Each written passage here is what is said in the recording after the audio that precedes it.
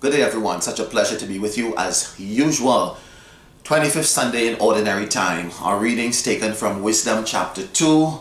We read from Psalm 54.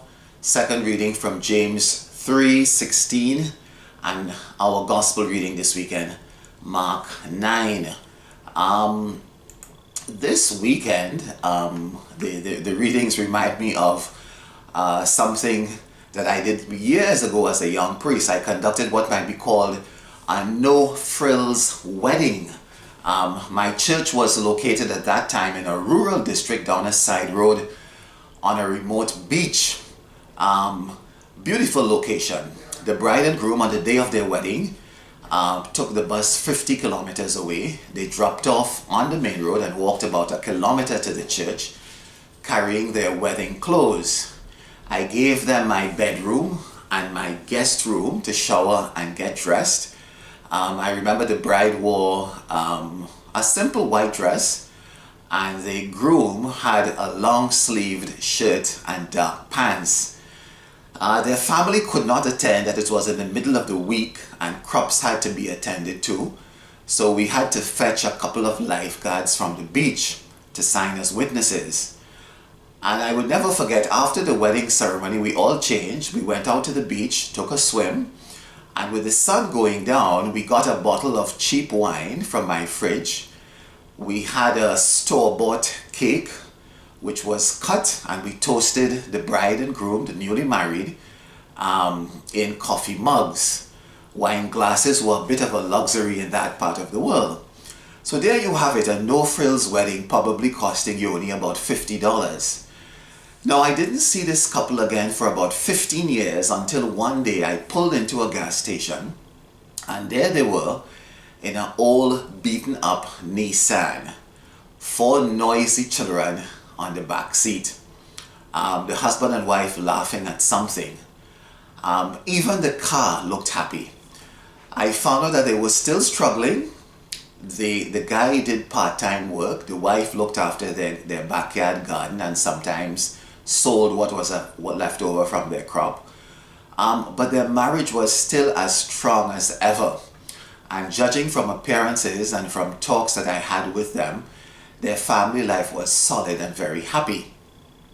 And it made me question that day what really is true happiness and what is wisdom, which is the focus of our readings this weekend. Because according to human wisdom, this couple were not successful, but boy, were they happy. In our second reading today, James talks about the wisdom from above and contrasts it with human wisdom. He says in chapter 3, verse 17, that divine wisdom is first of all pure, peaceable, gentle, compliant, full of mercy and good fruits.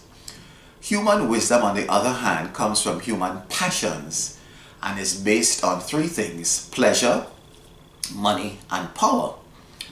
Verse 16 says that where jealousy and selfish ambition exist, there is disorder and every foul practice. When I taught in high school, one of my students from a rich family was given everything by their parents.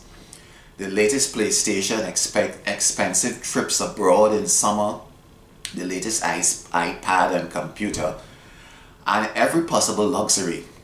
But this particular child, this boy, was doing poorly in school. His mother was a socialite who attended every cocktail party and moved around with powerful people.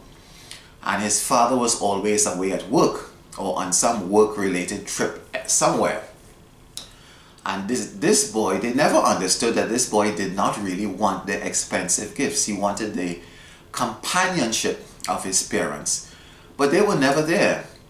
He would have given anything to have the togetherness and caring of the poor family I spoke about. At parents' meetings, his parents would pull up in their 7 Series BMW, and the mother with tears in her eyes and her Kate Spade handbag would tell me that she and her husband gave her child everything. And I longed to tell her that he did not really want these expensive gifts. He wanted them around. So it makes you really think about what is success and happiness. In our gospel reading today, Jesus gets into a discussion with his disciples on the same topic.